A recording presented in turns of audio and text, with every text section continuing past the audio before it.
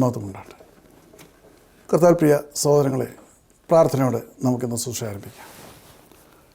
സ്നേഹിതയായ ഞങ്ങളുടെ സ്വർഗ്ഗപിതാവാം ദൈവമേ, അവിടുത്തെ പാദപീഠത്തിലേക്ക് ഞങ്ങൾ കടന്നു വരുന്നു. അവിടുന്ന് ഞങ്ങളെ സൂക്ഷിക്കുകയും നാൾതോറും പരിപാലിക്കുകയും ചെയ്യുന്ന അവിടുത്തെ എല്ലാ വാത്സല്യങ്ങൾക്കായിട്ട് നന്ദിയോടെ സ്തോത്രം. ഈ രാത്രിയിൽ അവിടുന്ന് ഞങ്ങളെ ഹൃദ്യമായി വഴി നടത്തണമേ. അവിടുത്തെ നാമം അടിയങ്ങളുടെ മഹത്വപ്പെടുവാൻ തക്കവണ്ണം ഞങ്ങളെ സഹായിക്കണമെന്ന് അവിടുത്തെ സ്നേഹത്തോടെ ഞങ്ങൾ പ്രത്യേകമായിട്ട് പ്രാർത്ഥിക്കുന്നു. ലോകത്തിൻ്റെ നാനാ രാജ്യങ്ങളിൽ നിന്ന് ഈ ശുശ്രൂഷ പങ്കെടുക്കുന്ന എല്ലാ നിൻ്റെ മക്കളെ നിൻ്റെ കരങ്ങൾ സമർപ്പിക്കുന്നു. കർത്താവെ, നിൻ്റെ നാമമഹത്വത്തിനായിട്ട് പ്രവർത്തിപ്പാൻ തക്കവണ്ണം പുതിയ തീരുമാനങ്ങളും കർത്താവെ പുതിയ അഭിഷേകവും പ്രാപിച്ചുകൊണ്ട് മുന്നേറുവാൻ തക്കവണ്ണം എൻ്റെ മക്കളെ സഹായിക്കണമെന്ന് അവിടുത്തെ സ്നേഹത്തോട് പ്രാർത്ഥിക്കുന്നു. രോഗങ്ങൾക്ക് സൗഖ്യം നൽകണമേ, പ്രയാസങ്ങൾക്ക് വിടുതൽ നൽകണമേ, ആശ്വാസവും സാന്ത്വനവുമായി വഴി നടത്തണമെന്ന് പ്രാർത്ഥിക്കുന്നു. അടിനെ അവിടുത്തെ കരങ്ങൾ സമർപ്പിക്കുന്നു. അങ്ങ് 7 അങ്ങനെ കൊണ്ട് സൂക്ഷ്മമായി പന്തക്കോണം സഹായിക്കാൻ അനുഗ്രഹിക്കുകയും ചെയ്യണമെന്ന് യേശുമത്തിൽ അപേക്ഷിക്കുന്നു. കൃപയുടെ കേൾക്കുമാറാണമേ. ത്രിയേക ദൈവത്തിൻ്റെ തിരുനാമത്തിന് മഹത്വം ഉണ്ടാകട്ടെ. കർത്താവിൽ പ്രിയ സഹോദരങ്ങളെ, സാധാരണയായിട്ട് എല്ലാ ശുശ്രൂഷകളും ആരംഭിക്കുന്നത് ഒരു കോവിഡിൻ്റെ അപ്ഡേറ്റ് നൽകിക്കൊണ്ടാണ്. കോവിഡിൻ്റെ കെടുതികൾ അങ്ങനെ തന്നെ തുടരുന്നു. മാത്രമല്ല, ഈസ്റ്റർ കഴിയുമ്പോഴേക്കും പല യൂറോപ്യൻ രാജ്യങ്ങളിലും വീണ്ടും ലോക്ക്ഡൗൺ ആരംഭിക്കുവാൻ തക്കവണ്ണം ഉള്ള ക്രമീകരണം നടക്കുകയാണ്. നമുക്കറിയാം, ലോക്ക്ഡൗൺ ജനജീവിതങ്ങളെ സമ്പൂർണ്ണമായിട്ട് സ്തംഭിപ്പിക്കും. ലോകത്തിലെ വലിയ ക്രിസ്ത്യൻ രാജ്യങ്ങളിലൊന്നായ ഇറ്റലിയിൽ, കത്തോലിക്ക സഭയുടെ ആസ്ഥാനമായ ഇറ്റലിയിൽ ഈസ്റ്റർ കഴിഞ്ഞ് ലോക്ക്ഡൗൺ പ്രഖ്യാപിക്കുവാൻ പോവുകയാണെന്നാണ് ഇപ്പോൾ കേൾക്കുന്നത്. അതോടൊപ്പം മറ്റ് പല രാജ്യങ്ങളിലും. അപ്പോൾ രോഗവ്യാപനം പിടിച്ചു നിർത്തുവാൻ ഇതുവരെയും കഴിഞ്ഞിട്ടില്ല. നമുക്കറിയാം, ഒരു ലോക്ക്ഡൗണിൻ്റെ കെടുതികൾ മൂലം എത്രമാത്രം സാമ്പത്തികമായ തകർച്ചയാണ് ഉണ്ടായിട്ടുള്ളത്, എത്രമാത്രം പ്രയാസങ്ങളും ബുദ്ധിമുട്ടുകളുമാണ് നാം അനുഭവിച്ചത്. അപ്പോൾ വീണ്ടും ഒരു ലോക്ക്ഡൗണിലേക്ക് കടന്നു പോകുന്ന സാഹചര്യം ഉണ്ടാകുകയാണെങ്കിൽ അതിൻ്റെ അർത്ഥം നമുക്ക് ഈ മഹാമാരിയെ പിടിച്ചു നിർത്തുവാൻ ഇപ്പോഴും കഴിയുന്നില്ല എന്നുള്ളതാണ്. വാക്സിനേഷൻസൊക്കെ നൽകുന്നുണ്ട്, ബാക്കി എല്ലാവിധമായിട്ടുള്ള ക്രമീകരണങ്ങളും നടത്തുന്നുണ്ട്. എങ്കിൽ പോലും ആ രോഗബാധയെ പിടിച്ചു നിർത്തുവാൻ കഴിയുന്നില്ല. ഇവിടെ വളരെ പ്രസക്തമായൊരു കാര്യം, നാം എത്രമാത്രം ഇതിനുവേണ്ടി മുട്ടിപ്പായിട്ട് പ്രാർത്ഥിക്കുന്നുണ്ട്. ക്രൈസ്തവ സമൂഹം മുഴുവനായി നോക്കുമ്പോൾ പതിവ് ആരാധനകളിലേക്ക് മടങ്ങി വരുന്നു എന്നുള്ളതിനേക്കാൾ ഉപരിയായിട്ട് എത്രമാത്രമാണ് ഈ രോഗത്തിൽ നിന്ന് രക്ഷിക്കുന്നതിനായിട്ട് നമുക്ക് പ്രാർത്ഥിക്കുവാൻ കഴിയുന്നത്. How much can we pray for? Many country is going down for another lockdown after Easter. So we find that this pandemic is spreading. We cannot contain it. And especially Christian countries.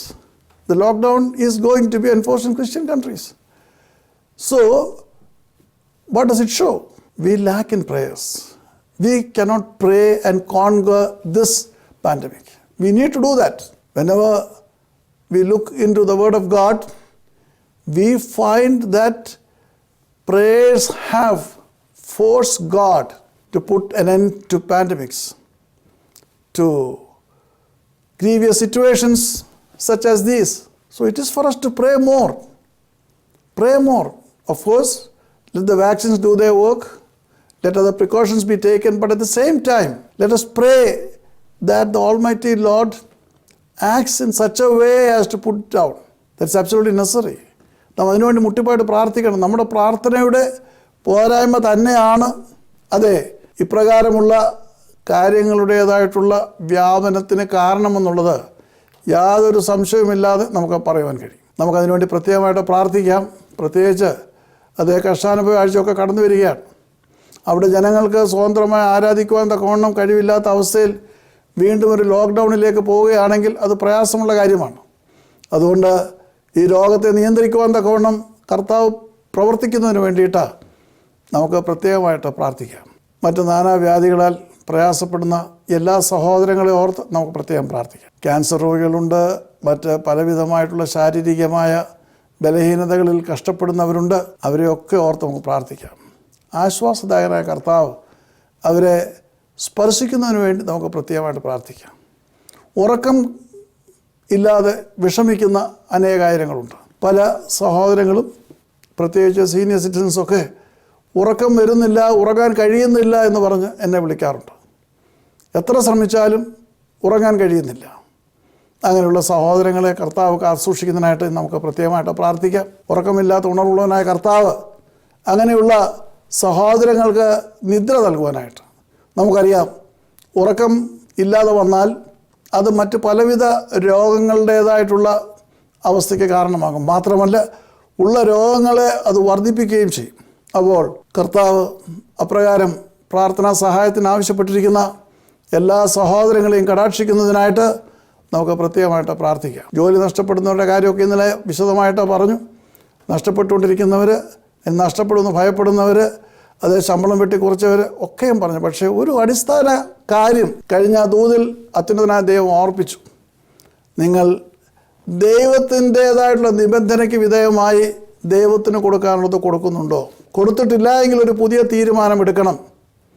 നിങ്ങൾ നേടുന്നതിൻ്റെ 10 ദൈവത്തിനുള്ളതാണ് എന്ന് തീരുമാനിച്ച്, അത് 10 എന്നുള്ളത് ഏത് currency ആയാലും, $10 ആയാലും ദിർഹമായാലും രൂപയായാലും, ഒന്നെടുത്ത് മാറ്റിവെച്ച് ദൈവത്തിന് കൊടുക്കുവാൻ ആരംഭിക്കണം. ആദ്യത്തെ മാസം കുറച്ചേ ഉള്ളൂ, രണ്ടാമത്തെ. പക്ഷേ നമ്മളങ്ങനെ കൊടുക്കുവാൻ ആരംഭിക്കുമ്പോൾ അടുത്ത മാസം ഉടൻ തന്നെ 10,000 കിട്ടുന്നുള്ള പ്രതീക്ഷയിലല്ല. നമ്മുടെ വിശ്വസ്തതയെ അവൻ പരീക്ഷിച്ച് നോക്കും. അപ്പോൾ ആ വിശ്വസ്തതയിൽ ദാരിദ്ര്യത്തിൻ്റെ നടുവിലും പ്രയാസങ്ങളുടെ നടുവിലും ദൈവത്തിന് കൊടുക്കാനുള്ളത് മാറ്റി വെച്ചുകൊണ്ട് നിങ്ങളൊന്ന് പരീക്ഷിച്ച് നോക്കുക. എല്ലാ ജോലിയില്ലാത്തവർക്ക് വേണ്ടി ഞാൻ എന്നും പ്രാർത്ഥിച്ചിട്ട് കാര്യമില്ല. അതിനായിട്ട് കർത്താവ് പ്രത്യേകമായിട്ട് തന്ന ദൂതാണ് കഴിഞ്ഞ രാത്രിയിലെ ദൂത്. അതുകൊണ്ട് അപ്രകാരം നമുക്ക് കിട്ടണം, പക്ഷേ ദൈവത്തിന് കൊടുക്കണം. അത് നമ്മുടെ ജീവിതവ്രതമാണ്. അപ്രകാരം കർത്താവിന് വേണ്ടി കരുതുവാൻ തക്കതിനുണ്ട്.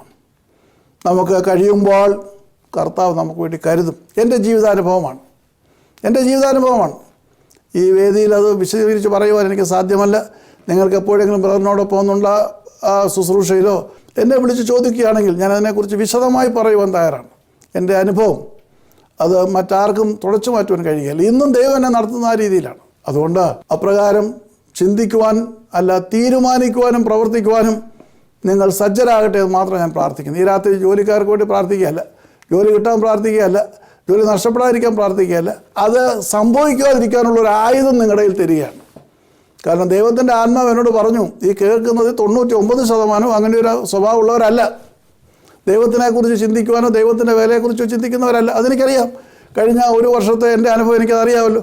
എങ്ങനെയാണ് ഈ ശുശ്രൂഷ നടക്കുന്നതെന്നോ എങ്ങനെയായി കൊണ്ടുപോകുന്നതെന്നോ ഒന്നും ഇന്ന് വരെ ഒറ്റ കുഞ്ഞു പോലും വിളിച്ച് ചോദിച്ചിട്ടില്ല. അവരൊക്കെയും അവരുടെ ഇത് കേൾക്കുന്നു, പോകുന്നു, അതിന് മാർക്കിടുന്നു. ചിലത് നല്ലതാണ്, ചിലത് പോരാ, ചിലത് വളരെ നല്ലതാണ്. ഇങ്ങനെ മാർക്കിട്ട് പോകുന്ന അല്ലാതെ ജീവിതത്തിലൊരു വ്യതിയാനം വരുത്തുവാനോ ഇത് ദൈവത്തിൻ്റെ മഹത്വമുള്ള ശുശ്രൂഷയാണെന്ന് ചിന്തിക്കുവാനോ പ്രവർത്തിക്കുവാനോ കഴിയാത്ത ഒരു സമൂഹം. അപ്പോൾ ആ നിലവിളിയുടെ ശബ്ദം സ്വർഗം കേൾക്കണമെങ്കിൽ സ്വർഗത്തിന് വേണ്ടി പ്രവർത്തിക്കണം. എൻ്റെ ആലയത്തിൽ ആഹാരം ഉണ്ടാകുവാനായിട്ട് നിങ്ങളുടെ ദശാംശം എൻ്റെ അടുക്കൽ കൊണ്ടുവരുവേ. ഞാൻ ഇന്ന് വരെ എൻ്റെ ആത്മീയ ശുശ്രൂഷയിൽ 4 പതിറ്റാണ്ടുകളായിട്ട് പ്രവർത്തിക്കുന്നു. ആരുടെയും ദശാംശം വാങ്ങിക്കാൻ ഞാൻ പോയിട്ടില്ല, ആരുടെയും ദശാംശം ഞാൻ ചോദിച്ചിട്ടുമില്ല. ഇത് പ്രസംഗിച്ചത് അതൊരു നിയമമാണ്. അനുഗ്രഹത്തിന് തടസ്സമായിട്ട് അനേകരുടെ ജീവിതത്തിൽ നിൽക്കുന്നത് അതാണ്. അതുകൊണ്ട് നിങ്ങളുടെ അനുഗ്രഹങ്ങൾ പിടിച്ചെടുക്കുവാനും തിരിച്ചു പിടിക്കുവാനും നിങ്ങളുടെ പ്രവൃത്തികൾ മുഖാന്തരമാകട്ടെ എന്ന് ഞാൻ പ്രത്യേകമായിട്ട് പ്രാർത്ഥിക്കും. കൂടാതെ കടഭാരങ്ങളുള്ള സഹോദരങ്ങളുണ്ട്. ആ സഹോദരങ്ങളെ ഓർത്ത് നമുക്ക് പ്രത്യേകം പ്രാർത്ഥിക്കാം. പലപ്പോഴും കടമെടുക്കുമ്പോൾ ദൈവത്തോട് യോജിച്ചിട്ടല്ല എടുക്കുന്നത്. ലോകത്തിൻ്റെ സുഖങ്ങൾക്ക് വേണ്ടിയിട്ട്, മോഹങ്ങൾക്ക് വേണ്ടിയിട്ടൊക്കെ അവിടുന്ന് ഇവിടുന്നൊക്കെ ഇല്ലാത്ത ലോണൊക്കെ വലിച്ചു കയറ്റിയിട്ട് അവസാനം ഇരുമ്പൊലൊക്കെ വിഴുകിയിട്ട് ചുക്ക് കഷായം കുടിക്കുന്ന പോലെയാണ്. പ്രാർത്ഥിക്കണം. അപ്പോൾ അപ്രകാരമുള്ള കാലങ്ങളെ ഓർത്ത് പശ്ചാത്തപിച്ച് പുതിയ സൃഷ്ടികളായിട്ട് കർത്താവേ ഞങ്ങൾ അങ്ങേക്ക് വേണ്ടി പ്രവർത്തിക്കാം, അങ്ങേക്ക് വേണ്ടി ഞങ്ങൾ സമർപ്പിക്കുന്നു എന്ന് പറഞ്ഞ് ഒരു പുതിയ അനുഭവത്തിലേക്കും മാറ്റത്തിലേക്കും വരുമ്പോഴാണ് കർത്താവ് നിങ്ങൾ മുങ്ങിപ്പോകാതെ കാത്തുസൂക്ഷിക്കുന്നത്. അപ്രകാരം പ്രാർത്ഥിക്കുവാൻ നിങ്ങളെ സഹായിക്കട്ടെ എന്ന് ഞാൻ പ്രാർത്ഥിക്കുന്നു. കുഞ്ഞുങ്ങളില്ലാത്ത ദമ്പതിമാരുണ്ട്, അവരെ ഓർത്ത് നമുക്ക് പ്രത്യേകം പ്രാർത്ഥിക്കാം. വിവാഹപ്രായം കഴിഞ്ഞിട്ടും വിവാഹം നടക്കാതിരിക്കുന്നുണ്ട്, അവരെ ഓർത്ത് നമുക്ക് പ്രത്യേകം പ്രാർത്ഥിക്കാം. മറ്റ് പലവിധമായ ജീവിത പ്രശ്നങ്ങളിൽ മുൻപോട്ട് പോകാൻ കഴിയാത്ത അനേക സഹോദരങ്ങളുണ്ട്, അവരെ ഓർത്ത് നമുക്ക് പ്രാർത്ഥിക്കാം. കർത്താവ് നമ്മെ വഴി നടത്തുന്നതിനായിട്ട് നമുക്ക് പ്രത്യേകമായിട്ട് പ്രാർത്ഥിക്കാം. എത്രത്തോളം നല്ലവൻ എൻ്റെ യേശു, എത്രത്തോളം നല്ലവൻ വല്ലഭൻ നല്ലവൻ, എത്രത്തോളം നല്ലവൻ എൻ്റെ യേശു, എത്രത്തോളം നല്ലവൻ എൻ്റെ യേശു. വേളയിൽ വൈദ്യന്മാർ കൈവിടുന്ന നാളുകളിൽ, വേദനയിൽ താഴ്ന്ന വേളയിൽ വൈദ്യന്മാർ കൈവിടുന്ന നാളുകളിൽ, കേട്ടെന്റെ യേശു ചാരവന്നെ ആശ്വസിപ്പിച്ചു. ചാനിലവിളി കേട്ടെന്റെ യേശു ചാരവന്നെ ആശ്വസിപ്പിച്ചു. എത്രത്തോളം നല്ലവൻ എൻ്റെ യേശു, എത്രത്തോളം നല്ലവൻ വല്ലഭൻ നല്ലവൻ, എത്രത്തോളം നല്ലവൻ എൻ്റെ യേശു. സ്തോത്രം സ്തോത്രം സ്തോത്രം. സ്നേഹിതയായ ഞങ്ങളുടെ സ്വർഗ്ഗസ്ഥ പിതാവാം ദൈവമേ, ഇവരുടെ രാത്രിക്കായിട്ട് അങ്ങ് സ്തുതിക്കുന്നു, സ്തോത്രം ചെയ്യുന്നു.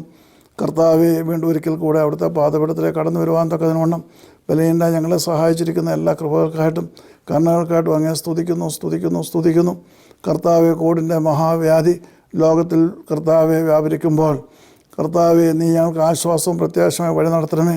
പ്രത്യേകിച്ച് ലോക്ക്ഡൗണുകൾ ഇനിയും പ്രഖ്യാപിക്കുവാനായിട്ട് രാഷ്ട്രങ്ങൾ ഒരുങ്ങുമ്പോൾ അതിനെ മാറ്റുവാൻ തക്കൊണ്ട് അങ്ങേ കഴിയുമല്ലോ. പ്രത്യേകിച്ച് അവിടുത്തെ ഓമനപുത്രൻ്റേതായിട്ടുള്ള കഷ്ടാനുഭവത്തെ കൊണ്ടാടുവാൻ തക്കവണ്ണം ലോകമെമ്പാടുള്ള വിശ്വാസികൾ തയ്യാറാകുമ്പോൾ കർത്താവെ, അങ്ങ് കരുണ തോന്നിയിട്ട് ആ ശുശ്രൂഷകൾക്ക് ഭംഗം വരാതെ ഈ കോവിഡ് എന്ന മഹാവ്യാധിയെ അങ്ങ് കടിഞ്ഞാണിട്ടുകൊള്ളണമെന്ന് അവിടുത്തെ സ്നേഹത്തോടെ ഞങ്ങൾ പ്രത്യേകമായിട്ട് പ്രാർത്ഥിക്കുന്നു. ആ ശുശ്രൂഷകളൊക്കെ ഏറ്റവും അനുഗ്രഹപ്രദമായി നടക്കുവാനും കർത്താവെ, കോവിഡിൻ്റെ കെടുതിയെ അതിൻ്റെ മുഖത്തെ ഒടിച്ചു കളയുവാൻ തക്കവണ്ണം അങ്ങ് പ്രവർത്തിക്കണമെന്ന് അവിടുത്തെ സ്നേഹത്തോടെ ഞങ്ങൾ പ്രത്യേകമായിട്ട് പ്രാർത്ഥിക്കുന്നു. അല്ലെങ്കിൽ കർത്താവെ, ജോലിക്കാര്യത്തെക്കുറിച്ച് വ്യാകുലപ്പെടുന്നവരും നഷ്ടപ്പെട്ടവരും അല്ലെങ്കിൽ നഷ്ടപ്പെടുന്നവരായിട്ടുള്ള അനേക സഹോദരങ്ങളുണ്ട്. എന്നാൽ അവരോടൊക്കെയും അങ്ങ് എന്താണ് കൽപ്പിച്ചതെന്നുള്ളത് ഓർക്കുവാനും അതനുസരിച്ച് പ്രവർത്തിച്ച് അവിടുത്തെ അനുഗ്രഹങ്ങൾ പിടിച്ചു വാങ്ങുവാനും തക്കവണ്ണം അവിടുന്ന് പ്രവർത്തിക്കണമെന്ന് അങ്ങയുടെ സ്നേഹത്തോടെ ഞാൻ പ്രത്യേകമായിട്ട് പ്രാർത്ഥിക്കുന്നു. അതേ കർത്താവെ, അവരുടെ ഹൃദയങ്ങളിൽ അങ്ങ് പരിവർത്തിച്ച് പുതിയ തീരുമാനങ്ങൾ എടുത്തുകൊണ്ട് അവിടുത്തെ അനുഗ്രഹങ്ങൾ വാങ്ങുവാൻ തക്കവണ്ണം അവരെ ഓരോരുത്തരെയും സഹായിക്കണമെന്ന് പ്രാർത്ഥിക്കുന്നു. ഞങ്ങളുടെ ക്യാൻസർ രോഗികളെ ഓർത്ത് പ്രാർത്ഥിക്കുന്നു, അങ്ങ് പ്രവർത്തിക്കണമെന്ന് പ്രാർത്ഥിക്കുന്ന കർത്താവെ, കുഞ്ഞുങ്ങളില്ലാത്ത മക്കളെ ഓർത്ത് പ്രാർത്ഥിക്കുന്നു, അവരെ ഓർക്കണമേ. വിവാഹപ്രായം എത്തിയിട്ടും വിവാഹം നടക്കാതിരിക്കുന്നവരെ ഓർത്ത് പ്രാർത്ഥിക്കുന്നു, അങ്ങ് കരുണ തോന്നണമെന്ന് പ്രാർത്ഥിക്കുന്നു. അങ്ങനെ നാനാ തലങ്ങളിൽ കർത്താവ് പ്രവർത്തിക്കുന്ന എല്ലാ മക്കളെയും തരികയാണ്. ഈ ശുശ്രൂഷ ഓർത്ത് പ്രാർത്ഥിക്കുന്നു. ഇതവരും ഇതിനു വേണ്ടി പ്രവർത്തിക്കുകയും ഇതിനെ സഹായിക്കുകയും ചെയ്യുന്ന എല്ലാ മക്കൾക്കായിട്ട് നന്ദിയോടെ അങ്ങ് സ്തുതിക്കുന്നു, സ്തോത്രം ചെയ്യുന്നു. അളവ് കർത്താവെ അളന്ന് കുലിക്ക് നല്ലൊരു അളവ് നൽകുന്ന ദൈവമായിരിക്കാൻ നന്ദിയോടെ സ്തോത്രം. അനേകായിരങ്ങളോട് കർത്താവ് സുവിശേഷം അറിയിക്കുവാൻ തക്കോണം ഇത് കേൾക്കുന്ന ഓരോരുത്തരെയും നീ സജ്ജമാക്കി കർത്താവെ, നീ അവരെ അതിനു വേണ്ടിയിട്ട് ഉപയുക്തമാക്കണമെന്ന് സ്നേഹത്തോട് പ്രാർത്ഥിക്കുന്നു. അടിയനെ അവിടുത്തെ കരങ്ങൾ സമർപ്പിക്കുന്നു. അങ്ങ് ഏഴയിലും ഏഴ് അങ്ങയിലെ കൊണ്ട് സൂക്ഷ്മിപ്പാൻ തക്കോണം കൃപയാൽ സഹായിക്കുകയും അനുഗ്രഹിക്കുകയും വഴി നടത്തുകയും ചെയ്യണമെന്ന് യേശു മാത്രം അപേക്ഷിക്കുന്നു. കൃപയുടെ കേൾക്കുമാറാണമേ. ആം. ത്രിയേക ദൈവത്തിൻ്റെ തിരുനാമത്തിന് മാത്രം ഉണ്ടാകട്ടെ. കർത്താവിൽ പ്രിയ സഹോദരങ്ങളെ, നാം അനേകമായ കാര്യങ്ങൾക്ക് വേണ്ടിയിട്ട് ദൈവത്തോട് പ്രാർത്ഥിക്കാറുണ്ട്. എന്നാൽ ആത്മീയ യാത്രയിൽ നാം പ്രാർത്ഥിക്കുമ്പോൾ ദൈവത്തിൽ നിന്ന് നമുക്ക് അനുഗ്രഹങ്ങൾ പ്രാപിക്കുവാൻ എങ്ങനെയാണ് കഴിയുന്നത്? ദൈവത്തോട് പ്രാർത്ഥിക്കുന്നവരെല്ലാം വിശ്വാസികളാണ്. ദൈവത്തോട് പ്രാർത്ഥിക്കുന്നവർക്കെല്ലാം പ്രത്യാശയുണ്ട്. ഇതാണ് സാമാന്യ രീതിയിലുള്ള ഒരു നിഗമനം. എന്നാൽ അടിസ്ഥാനപരമായിട്ട് ദൈവത്തോട് പ്രാർത്ഥിക്കുമ്പോൾ രണ്ട് പ്രധാന വികാരങ്ങളാണ്, സ്വഭാവങ്ങളാണ് ദൈവത്തിൽ നിന്ന് മറുപടി ലഭിക്കുന്നതിനും ദൈവത്തിൽ നിന്ന് മറുപടി താമസിപ്പിക്കുന്നതിനും നഷ്ടപ്പെടുത്തുന്നതിനും കാരണമാകുന്നത് എന്ന് തിരുവചനത്തിൽ നിന്ന് നമുക്ക് പഠിക്കുവാൻ കഴിയും. We call ourselves believers and we all have faith in God. We pray to God and we expect that the Lord will answer our prayers. In many a circumstance, we find the replies are not coming. We are not getting the results what we want. Well, why is that? we wonder why this is not coming. We fail to understand that there are certain elements in our life that prevent the blessings from the Almighty God. And also, there are factors which enhance the blessings from the Almighty God. ദൈവത്തിൻ്റെ സന്നിധിയിൽ നിന്ന് അനുഗ്രഹങ്ങൾ പ്രാപിക്കുവാൻ തക്കവണ്ണം ആവശ്യമായ ഒരു ഘടകമുണ്ട്. ആ അനുഗ്രഹങ്ങളെ തന്നെ നഷ്ടപ്പെടുത്തുവാനും കഴിയുന്ന ഘടകവുമുണ്ട്. പരസ്പര ബന്ധിതമായ രണ്ട് ഘടകങ്ങളാണ്. These are two characters closely associated but juxtaposed. ഒന്ന് വിശ്വാസം. വിശ്വാസം കൂടാതെ ദൈവത്തെ പ്രസാദിപ്പിക്കുവാൻ കഴിയുകയില്ല എന്ന് അപ്പോസ്തലനായ പൗലോസ് വളരെ വ്യക്തമായിട്ട് പറയുന്നുണ്ട്. നാം ഉൽപ്പത്തി പുസ്തകം മുതൽ ഇങ്ങോട്ട് പരിശോധിക്കുകയാണെങ്കിൽ ദൈവത്തിൻ്റെ വലിയ അത്ഭുതങ്ങൾ മനുഷ്യന് പ്രാപിക്കുവാൻ കഴിയുന്നത് വിശ്വാസത്താലാണ്. എന്നാൽ വിശ്വാസമുണ്ട്, ദൈവം പ്രവർത്തിക്കുമെന്ന് വിശ്വാസമുണ്ട്. വിശ്വാസത്തോടെ വരുന്ന ഒരുവൻ ഭയപ്പെടുകയാണെങ്കിൽ അവന് ആ അനുഗ്രഹം പ്രാപിക്കുവാൻ കഴിയുകയില്ല. Faith and fear are two factors which make or break the blessings of the Almighty God. As we go to the Bible, you know how with faith men of God have conquered mighty things for the Almighty God. And also we understand how fear has destroyed many a mighty plan set by the Almighty God. നമ്മളിത് പറയുമ്പോൾ ഈ വിശ്വാസവും ഭയവും അല്ലെങ്കിൽ ധൈര്യമില്ലായ്മയും പറയുമ്പോൾ അതെങ്ങനെ പരസ്പര ബന്ധിതമായിരിക്കുന്നു എന്നുള്ളത് മനസ്സിലാക്കുവാൻ പ്രയാസമുണ്ട്. അടുത്ത കാലത്ത് മദ്രാസിൽ നടന്ന ഒരു സംഭവം ഓർത്തു പോവുകയാണ്. തഞ്ചാവൂരിലാണ്. അവിടെ കുഴൽക്കിണറൊക്കെ ഉണ്ട്. ഒരുപാടങ്ങ് വലിയ അഗാധമായ കുഴൽക്കിണറല്ല, എങ്കിലും സാമാന്യ ആഴമുള്ള കുഴൽക്കിണറുണ്ട്. അപ്പോൾ ഒരു കുട്ടി ആ കുഴൽക്കിണറിൽ വീണുപോയി. നമുക്കറിയാമല്ലോ, ഇടയ്ക്കിടയ്ക്ക് നമ്മളിങ്ങനെ ഈ വാർത്തകൾ കേൾക്കുന്നുണ്ട്, കുഴൽക്കിണറിൽ നിന്ന് അതിനകത്ത് വീണുപോയെന്നുണ്ട്. അപ്രകാരം അതെല്ലാം ഓടിക്കൂടി ഫയർ ബ്രിഗേഡ് വന്നു. അതിൻ്റെ എല്ലാവിധമായ സംവിധാനങ്ങളോടും കൂടി ഈ കുഞ്ഞിനെ പൊക്കിയെടുക്കുവാൻ തക്കവണ്ണം അതിൻ്റെ ആഴങ്ങളിലേക്ക് ചെന്നു. പക്ഷേ മറ്റൊരാൾക്ക് അതിനകത്ത് ഇറങ്ങാൻ സാധ്യമല്ല. A second person can never go down. അപ്പോൾ ഇങ്ങനെ ആഴത്തിൽ ഇറക്കിയിട്ട് പുറത്തു നിന്ന ആളുകളെല്ലാം വിളിച്ചു പറയുകയാണ്, കണ്ണാ അതിലെ ഏറ് എന്തുവാ ഇറക്കിയിരിക്കുന്ന തൊട്ടിയിൽ കയറിയിരിക്കണം. പക്ഷേങ്കിൽ ചെറുക്കൻ കയറിയല്ല. വീണ്ടും പറയാണ്, കണ്ണാ ഏറ് ഇല്ല. അവിടെ എല്ലാവരും നിലവിളിച്ചുകൊണ്ടിരിക്കുകയാണ്. അവൻ്റെ അമ്മ പറഞ്ഞു, ഇവൻ കയറണമെങ്കിൽ ഇതിൻ്റെ അപ്പം പറഞ്ഞേ കയറത്തുള്ളൂ. പക്ഷേ അപ്പൻ അവിടെ ഇല്ല. അപ്പൻ രാവിലെ ജോലിക്ക് പോയിരിക്കുകയാണ്. ഇവൻ കിണറ്റ് ഇവിടെ ആയിരുന്നു, അപ്പൻ അറിയുന്നില്ല. അപ്പോൾ ഇവരെല്ലാം കൂടെ ചെന്ന് അപ്പൻ ജോലി ചെയ്യുന്നിടത്തുനിന്ന് അപ്പനെ വിളിച്ചുകൊണ്ട് വന്നു. അവിടെ നിന്ന് അപ്പൻ മേളിൽ നിന്ന് വിളിച്ചു, കണ്ണാ അപ്പാ നീ അതിലെ അത് കയറാൻ. കണ്ണൻ ചാടി കയറി അതിലിരുന്നു, പുറത്തു വന്നു. അപ്പനെന്ന് പറഞ്ഞാൽ ഒരു സ്ഥൂലകാന്തരനാണ്. അപ്പനെന്ന് പറഞ്ഞപ്പോൾ എല്ലാവരും വിചാരിച്ച് വലിയൊരു ജയൻ്റാണ്. എന്നോ അവനൊരു സ്കെലിറ്റൻ ഫിഗറാണ്. പക്ഷേ ഈ കണ്ണനെ സംബന്ധിച്ച് അവൻ്റെ അപ്പൻ പറഞ്ഞാൽ അവനനുസരിക്കുന്നതിൻ്റെ കാരണം അവൻ്റെ അപ്പനിൽ അവന് പൂർണ്ണമായ വിശ്വാസമുണ്ട്. തൊട്ടിയിൽ കയറിയിരുന്നാൽ ഒരിക്കലും അപ്പം വിടുകയില്ല, അപ്പൻ രക്ഷിക്കുമെന്ന് ഉറപ്പുണ്ട്. ഈ ഫയർ ബ്രിഗേഡുകാർ കൈവിട്ടു പോയാൽ പിന്നെ അവൻ താഴെ വന്ന് വീഴും. കണ്ണാ ഏറെന്ന് പറഞ്ഞപ്പോൾ വേറെ ഒരു നിബന്ധനയൊന്നുമില്ല, ചാടി കയറിയിരുന്നു. അപ്പാ പോരട്ടെ വന്നു. നമ്മുടെ വിശ്വാസത്തിൻ്റേതായിട്ടുള്ള പ്രവർത്തനം ഇങ്ങനെയാണ്. നമുക്ക് വിശ്വാസം കൊണ്ട് വിജയങ്ങൾ നേടുവാൻ കഴിയണമെങ്കിൽ ഭയം മാറണം. പരിപൂർണമായിട്ട് നമ്മൾ ആരെ വിശ്വസിക്കുന്നു എന്നത് നമുക്ക് മനസ്സിലാക്കുവാൻ കഴിയണം. I was talking about a boy who fell into a tube well, and the fire brigade and all the people were trying to rescue him, but they could not, because this boy would not enter into the basket. Then finally somebody said, if you call his father, maybe his father can help. So the father had gone to the fields for work. He was brought out and he said, Kanan, come on, get inside. With no hesitation he went inside and they saved the child. So you find it was the faith of that boy in the father that brought him out. He was afraid because he thought the others will not be able to rescue him. Whereas he knew that his father can definitely save him.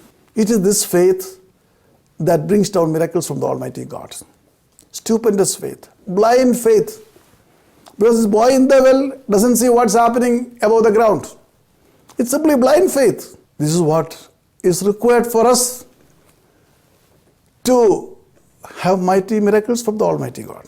ദൈവത്തിൽ നിന്ന് അത്ഭുതങ്ങളും അനുഗ്രഹങ്ങളും പ്രാപിക്കുവാൻ തക്കവണ്ണം ഇത്തരം അന്ധമായ വിശ്വാസമാണ് ആവശ്യമായിരിക്കുന്നത്. അന്ധമായ വിശ്വാസം എന്ന് ഞാൻ പറയുമ്പോൾ കാര്യങ്ങൾ കണ്ട് വിശ്വസിക്കുകയല്ല, കണ്ടിട്ട് വിശ്വസിക്കുകയല്ല, കാണാതെ അത്യുന്നതനായ ദൈവത്തിൽ സമർപ്പിച്ചുകൊണ്ട് വിശ്വസിക്കുക.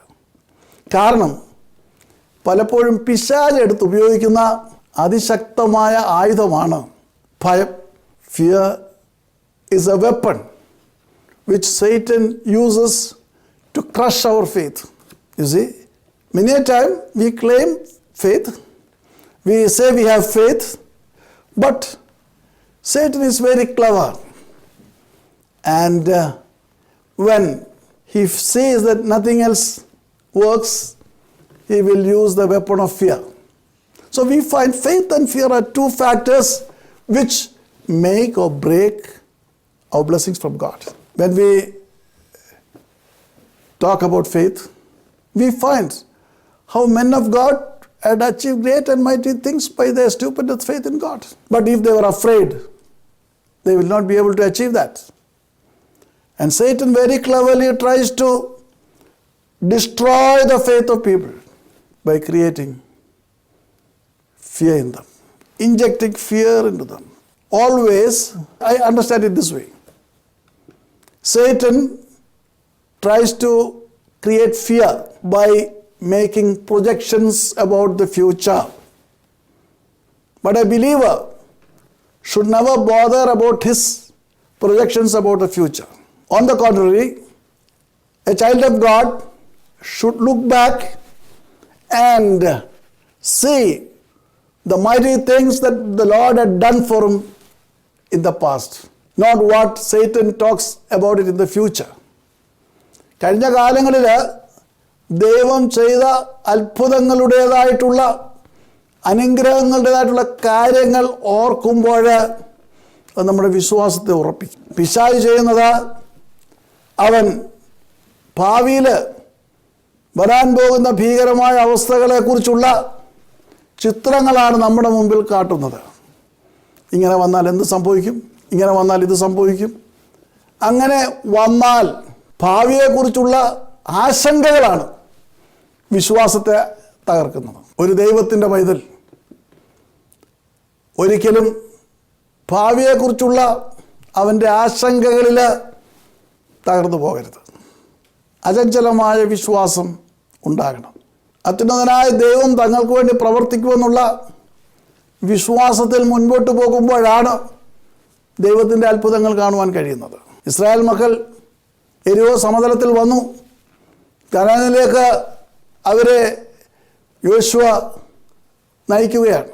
അവരവിടെ യാത്ര തിരിക്കുമ്പോൾ അവർക്ക് അവരുടെ മുൻപിൽ ഇങ്ങനെയുള്ള വലിയ തടസ്സങ്ങളുണ്ടെന്നും അവർക്ക് അറിഞ്ഞുകൂടാ. അപ്പോൾ വന്നു നിൽക്കുമ്പോൾ യോർദാൻ കടന്നു. അത്ഭുതകരമായ രീതിയിൽ മോശയില്ലാഞ്ഞിട്ടും യോർദാൻ കടന്നു. എരിഹോ മതിലിൻ്റെ താഴ്വാരത്തിൽ വന്നിരിക്കുകയാണ്. You see, fear effectively destroys faith. Satan uses this weapon of fear to break our faith. He always projects things about future which are frightening. But a child of God will have experience of the past which he can glorify God. Many a time we see then when we go forward with faith in God, we find that the Lord leads us on. Whenever fear has crept in, that journey is lost. This we see in the history of Israel. They sojourned in the desert. ഇത് നാം കാണുന്നുണ്ട് Israel മക്കളുടെ ജീവിതത്തിൽ. ഇവിടെ എരിഹോ മതിലിന് ചുറ്റും 7 ദിവസം നടക്കാൻ പറയുകയാണ്. എന്നിട്ട് 7ാമത്തെ ദിവസം 7 പ്രാവശ്യം ചുറ്റും നടന്ന് കാഹളം ഊതണം. എന്നിട്ട് ആർപ്പിടുമ്പോൾ മതിൽ വീഴും. അതുവരെയും ലോക ചരിത്രത്തിൽ കാണാത്ത കാര്യമാണ്. ദൈവം അതുവരെയും ആർക്കു വേണ്ടിയും പ്രവർത്തിക്കാത്ത കാര്യമാണ്. അങ്ങനെ ഒരു അരുളപ്പാട് അതുവരെയും ആർക്കും ഉണ്ടായിട്ടില്ല. പക്ഷേങ്കിൽ അവരത് സമ്പൂർണ്ണമായിട്ട് വിശ്വസിച്ചു. എരിഹോ മതിൽ വീഴുമെന്ന് പറയുമ്പോൾ ഒരു കാര്യം നാം മനസ്സിലാക്കണം. എരിഹോ മതിൽ അവർ നടക്കുന്ന ഭാഗത്തേക്ക് വീഴുകയാണെങ്കിൽ അവരെല്ലാം ചത്തുപോകും. എരിഹോ മതിൽ വീഴുമ്പോൾ അത് കൃത്യമായിട്ട് ആർക്കും പരിക്കില്ലാതെ വണ്ണം ഒന്നുകിൽ നേരെ താഴോട്ട് വീഴണം, അല്ലെങ്കിൽ മറുവശത്തേക്ക് വീഴണം. ഇസ്രായേൽ മക്കൾക്ക് ചോദ്യം ചോദിക്കാം. ഞങ്ങളിങ്ങനെ നടന്നു കഴിഞ്ഞ് എരിഹോ മതിൽ വീഴുമ്പോൾ, 2 മതിലാണ് എരിഹോ മതിൽ എന്ന് പറഞ്ഞത്, ഒരു മതിലല്ല, 2 സമാനമായ മതിലുകളാണ്. അവർക്ക് ചോദിക്കാം, ഈ മതിൽ നമ്മുടെ ഭാഗത്തേക്ക് വീണുപോയാൽ ഈ ആളുകൾ മുഴുവൻ, ഇതിൻ്റെ ചുറ്റും നടക്കുന്നതിന് മുഴുവൻ അവിടെ വൃത്തിയടയും. അപ്പോൾ അരുളി ചെയ്യുന്ന ദൈവത്തിന് തൻ്റെ പദ്ധതിയെക്കുറിച്ച് വളരെ വ്യക്തമായ ധാരണകളുണ്ട്. പലപ്പോഴും അസാധ്യമായതിനെ സുസാധ്യമാക്കുവാൻ ദൈവം പദ്ധതികൾ മെനയുമ്പോൾ നാം അതിൻ്റെ സാധുതയെക്കുറിച്ചാണ് ചിന്തിക്കുന്നത്. Even the Lord asked Joshua to walk around the walls of Jericho for 7 days, and on the 7th day, that's once a day, and on the 7th day 7 times. He said the wall will, and you shout, and the wall will fall. Well, a very reasonable question can be asked, because Jericho wall is comprising of 2 walls. What if the wall falls on the people who are walking around it? There's every possibility. But Joshua never asked such a question, because he knows, the Lord knows better, and he knows in which direction the wall should fall. They walked with faith, and you see, they were not bothered about fear. Faith expels fear. If there is a fear in your mind, well, when you declare your faith in God, it all automatically expels all fear which is there in your heart.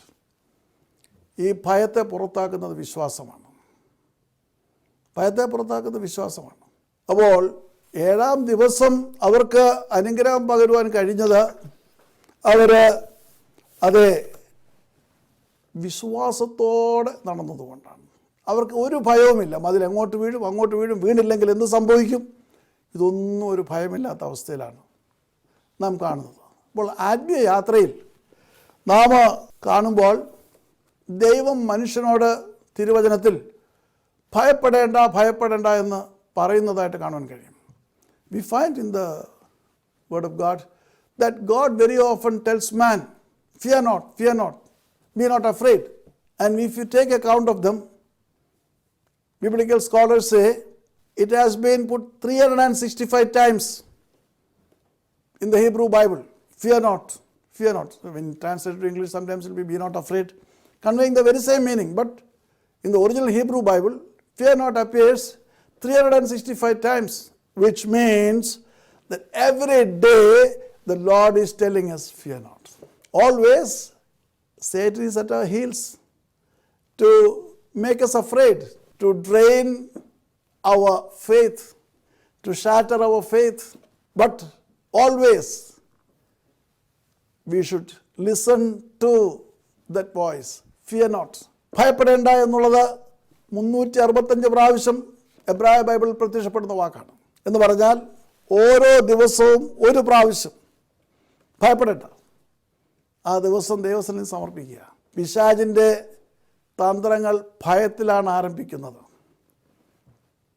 അങ്ങനെ ഭയപ്പെടുത്തിക്കൊണ്ടാണ് അവൻ വിശ്വാസം തകർക്കുന്നത്. ദൈവത്തിൻ്റെ മുഖത്ത് നിന്ന് മറ്റുള്ള മുഖങ്ങളിലേക്ക് നോക്കുവാൻ പ്രേരണ നൽകുന്നത് ഭയം മനസ്സിൽ വരുമ്പോഴാണ്.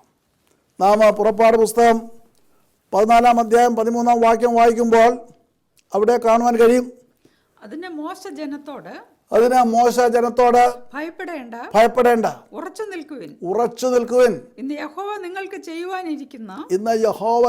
ചെയ്യുവാനിരിക്കുന്ന രക്ഷ കണ്ടുകൊള്ളുവിൻ. നിങ്ങൾ ഇന്ന് കണ്ടിരിക്കുന്ന മിസ്രയീമ്യരെ ഇനിയും ഒരു നാളും കാണുകയില്ല. ഇവിടെ മോശ തന്നോടൊപ്പം ഇറങ്ങിത്തിരിച്ചിരിക്കുന്ന ഇസ്രായേൽ മക്കളോട് പറയുകയാണ്, ഭയപ്പെടേണ്ട, ഉറച്ചു നിൽക്കുവിൻ. Fear not, Do not be afraid. Do not be afraid. Stand still. Stand still And see the salvation of the Lord. and see the salvation of the Lord, Which he will accomplish which he will accomplish for you today. for you today. For the Egyptians For the Egyptians whom you see today, whom you see today, you shall see again, you shall see again no more forever. no more forever. This is what the Lord told Moses, and Moses tells that to the people of Israel. Actually, what I tell is a scenario. ദൈവം മോശയെ തൻ്റെ ജനത്തെ നയിക്കുവാൻ തക്കവണ്ണം തിരഞ്ഞെടുത്ത് ഫറവോൻ്റെ അടിമത്തത്തിൽ നിന്ന് Israel മക്കളെ വിടുവിച്ച് അവർ കനാനിലേക്ക് യാത്ര തിരിക്കുകയാണ്. ഫറവോൻ അവരെ വിടുവാൻ സമ്മതിച്ചു. അങ്ങനെ അവർ യാത്ര തിരിച്ച് മുൻപോട്ട് വരികയാണ്. അങ്ങനെ വരുമ്പോൾ അവരുടേതായിട്ടുള്ള ആദിയാകന്മാരുടെ മരണത്തെക്കുറിച്ചുള്ള ദുഃഖമൊക്കെ ഒന്ന് അടങ്ങിയപ്പോൾ വീണ്ടും ഫറവോൻ്റെ ഹൃദയം കഠിനമാകുവാൻ തുടങ്ങി. 14-ാം അധ്യായത്തിൻ്റെ 5-ാം വാക്യം വായിക്കുമ്പോൾ ജനം ഓടിപ്പോയി എന്ന് മിസ്രയീം രാജാവ് അറിഞ്ഞപ്പോൾ ഫറവോന്റെയും അവന്റെ ഭൃത്യന്മാരുടെയും ജനത്തോടുള്ള മനസ്സ് മാറി. നാം ഈ ചെയ്തതെന്ത്? ഇസ്രായേലരെ നമ്മുടെ അടിമവേലയിൽ നിന്ന് വിട്ടയച്ചു കളഞ്ഞുവല്ലോ എന്നവർ പറഞ്ഞു. അപ്പോൾ 3-4 ദിവസം കഴിഞ്ഞ് ഇവരുടെ ദുഃഖമെല്ലാം ഒന്ന് ആറിത്തടുത്തപ്പോൾ ഫറവോന് വീണ്ടും അവൻ്റെ ഹൃദയത്തിൽ വീണ്ടും വിചാരമുണ്ടായി, നമ്മൾ എന്താണ് ഇവരെ വിട്ടുകളഞ്ഞത്? നമ്മുടെ ജോലിയൊക്കെ ആര് ചെയ്യും? അതുകൊണ്ട് നമുക്കിവരെ പിന്തുടരാം. അവൻ എന്താ ചെയ്തത്? 7-ാം വാക്യം വായിക്കുമ്പോൾ ഇസ്രായേലിലെ സകല രഥങ്ങളോടും കൂടെ ഏറ്റവും മികച്ച 600 രഥങ്ങളും അവർക്ക് ആവശ്യമായ തേരാളികളെയും ഒരുക്കി. We find the Pharaoh deciding to follow the children of Israel. After 3-4 days of mourning, he knew what a great mistake he had made, because there's nobody to work for him. There are no more slaves. So he decided to follow the children of Israel. And we find him arranging the army and about 600 horses to follow Moses and the children of Israel. If you could read chapter 13 verses 17 and 18. Then it came to pass when Pharaoh had let the people go, that God did not lead them by the way of the land of the Philistines, although that was near. For God said, lest perhaps the people change their minds when they see war and return to Egypt. ഫറവോൻ ജനത്തെ വിട്ടയച്ച ശേഷം ഫിലിസ്ത്യരുടെ ദേശത്തോടുള്ള വഴി അടുത്തായിരുന്നു എങ്കിലും ജനം യുദ്ധം കാണുമ്പോൾ ഭയപ്പെട്ട് മിസ്രൈമിലേക്ക് മടങ്ങിപ്പോകുമെന്ന് കരുതി ദൈവം അവരെ ആ വഴി കൊണ്ടുപോയില്ല. തൊട്ടടുത്താണ് ഫിലിസ്ത്യരുടെ കൂട്ടത്തിലുള്ള വഴി. അവർക്ക് പെട്ടെന്ന് ചകരൽ തീരത്തെത്താം. പക്ഷേ ദൈവം അവരെ ആ വഴിയിലേക്ക് കൊണ്ടുപോയില്ല. വളരെ ചുറ്റിക്കറങ്ങിയിട്ടുള്ള ഒരു വലിയ വഴി. ബുദ്ധിയുള്ള ആർക്കും ഇത് ഏറ്റവും വലിയ ബുദ്ധിമോശമാണെന്ന് തോന്നിപ്പോകുന്ന രീതിയിൽ ഫിലിസ്തീയ ദേശത്തെ ഒഴിവാക്കി ചുറ്റിക്കറങ്ങി ഉള്ളൊരു വഴിയിലേക്ക് അവരെ നയിക്കുകയാണ്. God had directed them to go around the Philistines. Actually, it's a very short distance crossing the Philistines. But the Lord didn't do it, because he said, this people, they'll be afraid when these Philistines come to war, because they have not seen wars. And suddenly, when they're attacked, they'll be afraid and they will go back to Egypt. So that's why the Lord said, okay, take them around the Philistine land so that they can reach the Red Sea. And if you could read 14:3. എന്നാൽ അവർ ദേശത്ത് അലഞ്ഞു തിരിയുന്നു, മരുഭൂമിയിൽ കുടുങ്ങിയിരിക്കുന്നു എന്ന് ഫറവോൻ Israel മക്കളെ കുറിച്ച് പറയും. അപ്പോൾ ഇത് ദൈവത്തിൻ്റെ ഒരു സ്ട്രാറ്റജിയാണ്. This strategy from the Almighty God. That's another point. When the people are going around this way, the Pharaoh and others would think that they have lost their way in the desert and they cannot go forward. So they would be encouraged to attack them. ദൈവത്തിൻ്റെ യുദ്ധത്തിൻ്റെ പദ്ധതിയാണ്. കാരണം ഫറവോനിലെ ഇവരിലേക്ക് ആകർഷിക്കണമെങ്കിൽ ഇവരെ മരുഭൂമിയിൽ ഉഴന്നു നടക്കുകയാണ്. ഇവരുടെ വഴി തെറ്റി എങ്ങോട്ട് പോകണമെന്ന് അറിഞ്ഞുകൂടാ. ഈ വളഞ്ഞ വഴി അല്ലെങ്കിൽ ബുദ്ധിയുള്ളവരാരും പോവുകയില്ല. അങ്ങനെ അവരവിടെ കിടന്ന് ഉഴന്നു നടക്കുമ്പോൾ ഫറവോൻ ഇപ്രകാരം പറയും എന്ന് യഹോയാം ദൈവം അരുളി ചെയ്യുകയാണ്. അങ്ങനെ ഒരു ധാരണ ഉണ്ടായിക്കഴിഞ്ഞതിന് ശേഷം ഫറവോൻ്റെ ഹൃദയത്തിൽ അപ്രകാരം ഒരു ചിന്ത ഉണ്ടായിക്കഴിഞ്ഞതിന് ശേഷം അവൻ തീർച്ചയായിട്ടും ഇസ്രായേൽ മക്കളെ പിന്തുടരും എന്നുള്ളത് ഉറപ്പാണ്.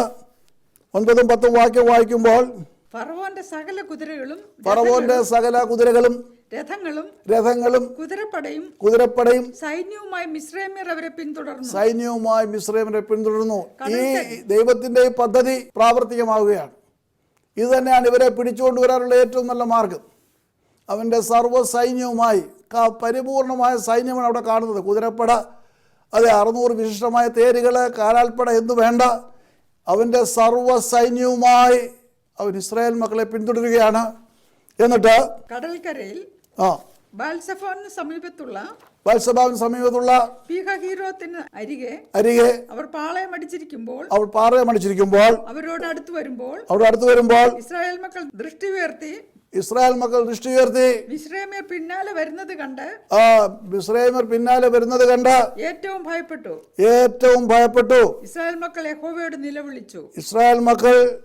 യഹോവയോട് നിലവിളിച്ചു. Yes, could you read that? So the Egyptians pursued them. All the horses and chariots of Pharaoh, his horsemen and his army, and overtook them, camping by the sea, by Pi-hahiroth, before Baal-zephon. And when Pharaoh drew near, knew that the children of Israel lifted their eyes, and behold, the Egyptians marched after them. So they were very afraid, and the children of Israel cried out to the Lord. Yes. What did they cry out? Then they said to Moses, because there were no graves in Egypt, have you taken us away to die in the wilderness? Why have you so dealt with us to bring us up out of Egypt?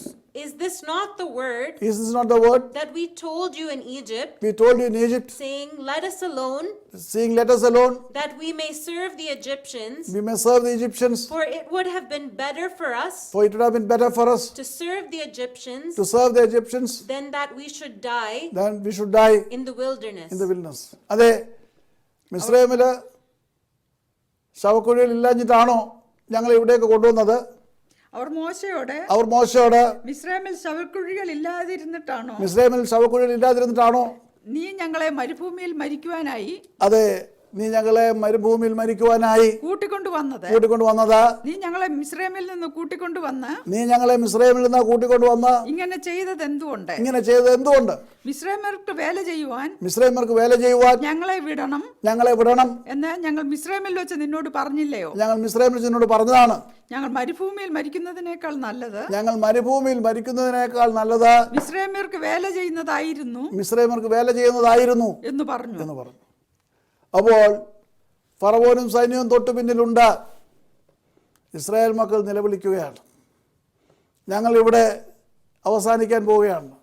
ഫറവോനും സൈന്യം ഞങ്ങളെ കൊന്നൊടുക്കും, എന്നിട്ട് ഈ മരുഭൂമിയിലാണ് ഞങ്ങളുടെ മൃതശരീരങ്ങൾ വീഴാൻ പോകുന്നത്. പുറപ്പെടുന്നതിന് മുമ്പ് ഞങ്ങൾ നിന്നോട് പറഞ്ഞതാണ്, ഞങ്ങൾ ഈ മിസ്രൈമ്യർക്ക് അടിമകളായിട്ട് ജോലി ചെയ്തോളാം. ഇപ്രകാരം മരുഭൂമിയിൽ ചെന്നിട്ട് ഞങ്ങൾക്ക് ഈ അപകടവും ആപത്തും വരുവാനിടയാതെ, അവിടെ ഞങ്ങളുടെ ശവക്കുഴികൾ ഉണ്ടാകാനിടയാകാതെ ഞങ്ങളെ വിട്ടേക്കാൻ ഞങ്ങൾ പറഞ്ഞിരുന്നതാണ്. പക്ഷേ അതുകൂടാതെയാണ് നീ കൂട്ടിക്കൊണ്ടുവന്നത്. ഇന്ന് ഞങ്ങൾ പറയുന്നത് യാഥാർത്ഥ്യമായിരിക്കുന്നു. ഇതാ ഫറവോനും സൈന്യവും തൊട്ട് പിന്നിലുണ്ട്. അവരിത് പറയുമ്പോഴും ഫറവോനും സൈന്യവും അവർ കാണുന്നുണ്ട്. പക്ഷേ ഫറവോനും സൈന്യവും അവരെ ഒന്നും ചെയ്യുവാൻ കഴിയാത്ത അവസ്ഥയിലാണ്. 13-ാം വാക്യം വായിക്കുമ്പോൾ അതിന് മോശ ജനത്തോട് ഭയപ്പെടേണ്ട, ഉറച്ചു നിൽക്കുവിൻ. ഇന്ന് യഹോവ നിങ്ങൾക്ക് ചെയ്യുവാനിരിക്കുന്ന രക്ഷ കണ്ടുകൊള്ളുവിൻ. ഇന്ന് കണ്ടിരിക്കുന്ന മിസ്രയീമ്യരെ നിങ്ങൾ കണ്ടിരിക്കുന്ന മിസ്രയീമ്യരെ ഇനിയും ഒരു നാളും കാണുകയില്ല. ഇനി ഒരു നാളും കാണുകയില്ല. 4 കാര്യങ്ങളാണ് മോശ ഇസ്രായേൽ മക്കളോട് പറയുന്നത്. അത്യുന്നതനായ ദൈവം മോശയ്ക്ക് വെളിപ്പെടുത്തിയ 4 കാര്യങ്ങൾ. ഒന്നാമതായിട്ട് ഭയപ്പെടരുത്. നാം നോക്കുമ്പോൾ ഇസ്രായേൽ മക്കളുടെ മുൻപിൽ ചെങ്കടലാണ്, വലതുവശത്ത് വലിയ കാടുകളാണ്, ഇടതുവശത്ത് സൈനിക താവളങ്ങളാണ്. അപ്പോൾ അങ്ങനെയുള്ള സാഹചര്യങ്ങളിൽ ഇവർ ഭയപ്പെട്ടു പോയാൽ ഇവർക്ക് എങ്ങോട്ട് പോകാൻ സാധ്യമല്ല. പുറകിൽ ഫറവോനും സൈന്യമാണ്. ആ ഭയപ്പാടിൽ ഇവർ ഇടത്തോട്ടോ വലത്തോട്ടോ ഓടിപ്പോയാൽ ഈ ഫറവോന്യ സൈന്യം അവരെ തകർത്ത് കളി. പുറകോട്ട് ഓടാൻ സാധ്യമല്ല. മുന്നിലോട്ട് ഓടിപ്പോവുകയാണെങ്കിൽ ചെങ്കടലാണ്. ചെങ്കടൽ വീണ് കഴിഞ്ഞാൽ അവരെന്നേക്കോട്ട് അവിടെ മുങ്ങി താണു പോകും. അപ്പോൾ ഉറച്ചു നിൽക്കുവിൻ, നിങ്ങളായിരിക്കുന്ന സ്ഥാനത്ത് ഉറച്ചു നിൽക്കുവിൻ. That's the first thing what Moses tells the people. Could you read that? And Moses said to the people, Do not be afraid. Stand still. That's it. Stand still. Wherever you are, stand still.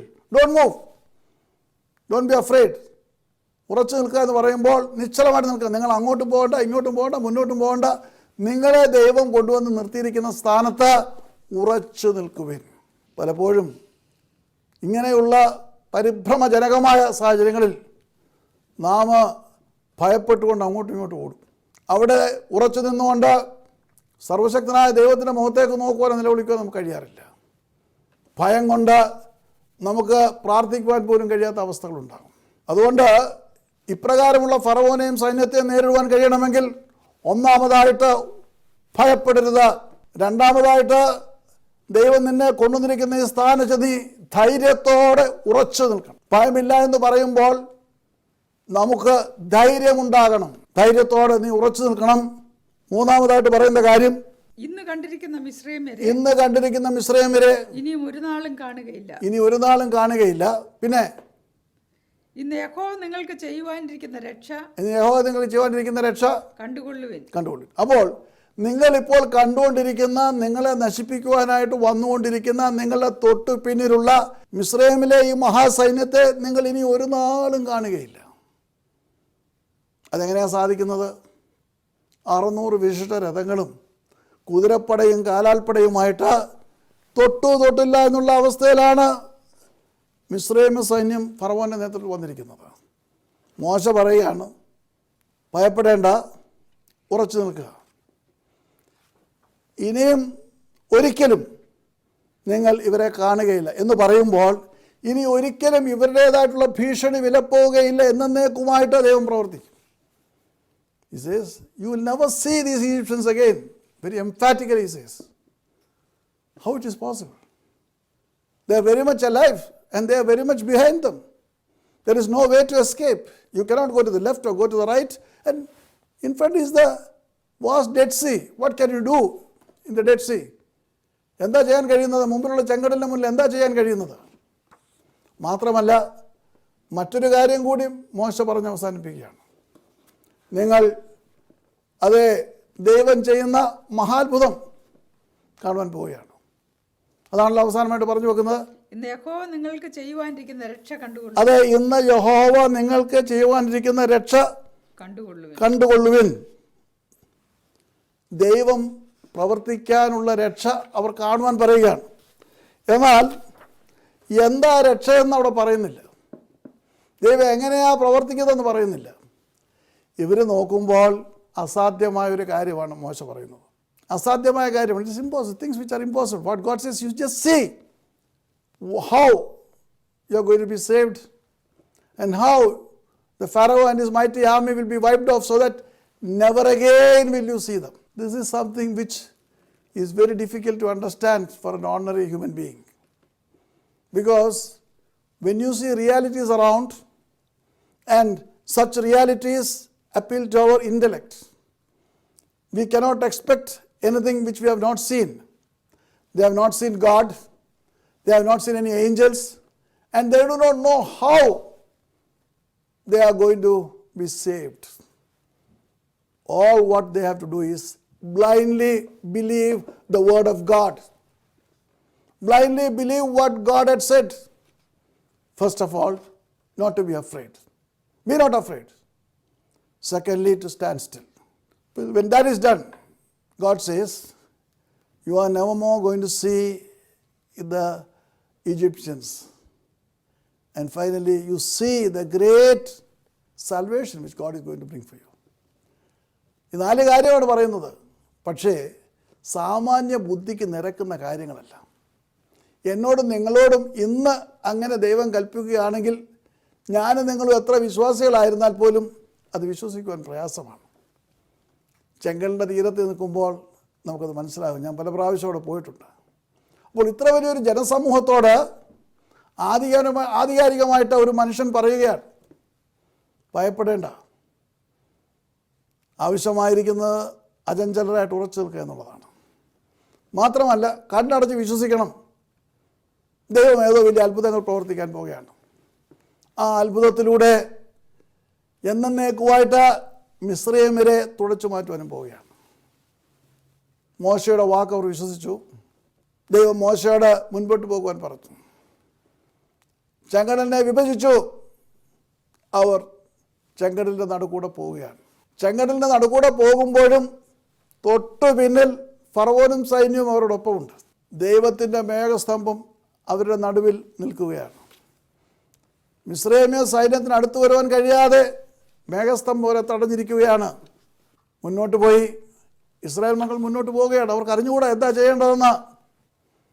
അവർ അതുവരെയും കണ്ടിട്ടില്ലാത്തതും കേട്ടിട്ടില്ലാത്തതുമായ മഹാത്ഭുതമാണ്. രണ്ടായിട്ട് പിരിഞ്ഞ ചെങ്കടലിന് നടുവിലൂടെ അവർ പോകുന്നത്.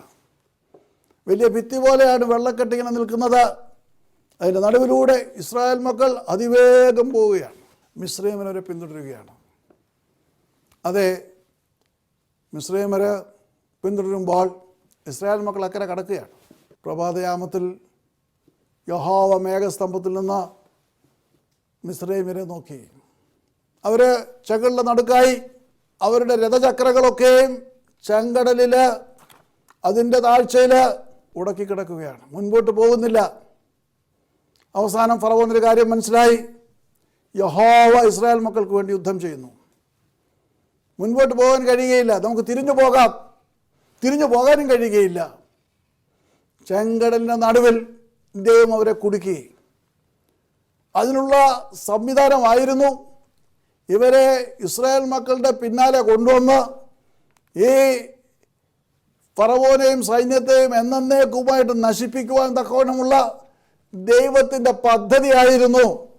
അവരെ ഫിലിസ്തീൻ ദേശത്തിലേക്ക് കടത്തിവിടാതെ ചുറ്റുപാടും നയിച്ച് ഫറവോനെ ആകർഷിച്ച് അവൻ്റെ മുഴുവൻ സൈന്യത്തെയും കൊണ്ട് ഇവരെ പിന്തുടരുവാൻ തക്കവണ്ണം ഉള്ള ക്രമീകരണം നടത്തിയത്.